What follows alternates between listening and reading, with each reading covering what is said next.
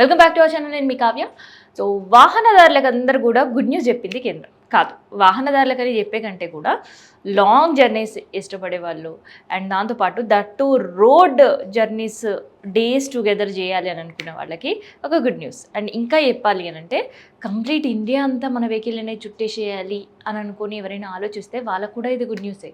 ఎందుకంటే ఇవాళ ఒక ప్రకటన చేసింది. సో గతం ఏప్రిల్లో మనం చూస్తే ఫాస్టాగ్ గురించి ఛార్జీలు పెంచితే కొన్ని చోట్ల ఛార్జీలు పెరిగినాయి, కొన్ని చోట్ల తగ్గిన పరిస్థితి. సో దీనికంటే ముందు ఒక్కసారి మనం టోల్ ప్లాజాల దగ్గర పరిస్థితి ఎట్లుంటుందో మీ అందరు కూడా తెలిసిందే. అండ్ చాలామంది కూడా పర్సనల్ ఎక్స్పీరియన్స్ చేసిన వాళ్ళే ఉంటారు. పండగలు పబ్బాలు ఇట్లాంటివి ఏవైనా వచ్చాయి అండ్ రీసెంట్గా జరిగిన కుంభమేళా అని కూడా చెప్పొచ్చు. గంటల తరబడి కాదు, కుంభమేళా దగ్గర అయితే రోజుల తరబడి నిరీక్షించే పరిస్థితి. ఇక పండగలు వచ్చిందంటే అవర్స్ టుగెదర్ టోల్ ప్లాజాలన్నీ కూడా ఇగో ఇంత క్యూస్ ఉండే సిచ్యువేషన్స్ ఉంటాయి. సో అయితే టోల్ ప్లాజాల దగ్గర గతంలో మనం ఇంత క్యూస్ చూసినాం, కానీ ఫాస్టాగ్ ఒకసారి ఇంట్రడ్యూస్ చేసిన తర్వాత పెద్దగా మనకి హెవీ క్రౌడ్ రష్ అనేది మ్యాక్సిమం అవుట్ ఆఫ్ ఒక 100 తీసుకుంటే 75% to 80% వరకు కూడా కట్ డౌన్ అయిందట.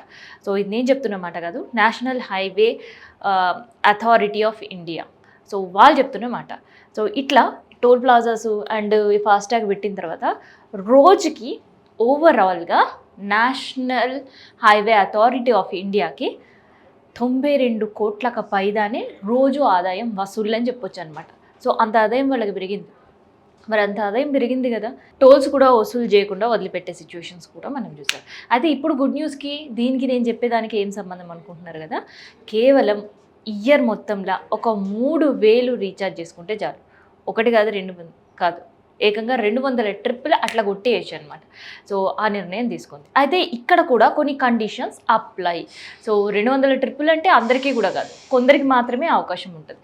సో అందులో ఆ కొందరు ఎవరు అంటే నాన్ కమర్షియల్. సో ఎటువంటి కమర్షియల్ లేకుండా, అంటే కమర్షియల్ లేకుండా అని చెప్పడం కంటే కూడా పర్సనల్ వెహికల్స్, కార్లు కావచ్చు, జీప్స్ కావచ్చు, వ్యాన్స్ కావచ్చు, ఇట్లాంటి పర్సనల్ వెహికల్స్ ఎవరైతే ట్రావెల్ చేయాలి అని అనుకుంటారో ఓవరాల్ ఇక్కడ అక్కడ అనేం లేదు, ఈ జోన్ ఆ జోన్ అని కూడా లేదు కండిషన్స్, ఈ ప్లేస్ ఆ ప్లేస్ అనే కండిషన్స్ కూడా పెట్టలేదు.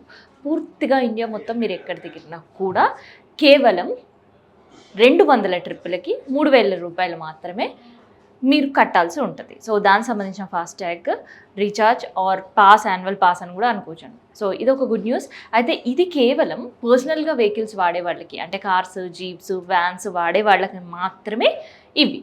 కానీ ఎవరైతే కమర్షియల్ వెహికల్స్ ఉంటాయో, గూడ్ వెహికల్స్ కావచ్చు, లారీస్ కావచ్చు, బస్సెస్ కావచ్చు, వీళ్ళెవ్వరికి కూడా ఆ నిబంధన వర్తించదు. సో ఇదనమాట గుడ్ న్యూస్. ఇక ఈ గుడ్ న్యూస్ తోటి ఎవరైనా లాంగ్ జర్నీస్ కావచ్చు, లేదంటే రోడ్ ట్రిప్స్ కావచ్చు ప్లాన్ చేసుకునే వాళ్ళకి ఇది ఒక గుడ్ న్యూస్ అనే చెప్పొచ్చు. 3000తో పాస్ రీఛార్జ్ చేసుకుంటే దాదాపు 200 ట్రిప్స్ అట్లా కొట్టేసి రావచ్చు. సో ప్లేసెస్ కూడా రిస్ట్రిక్షన్ లేదు అనే ఒక క్లారిటీ అయితే నితిన్ గడ్కరీ ఇచ్చేసిండ్రు.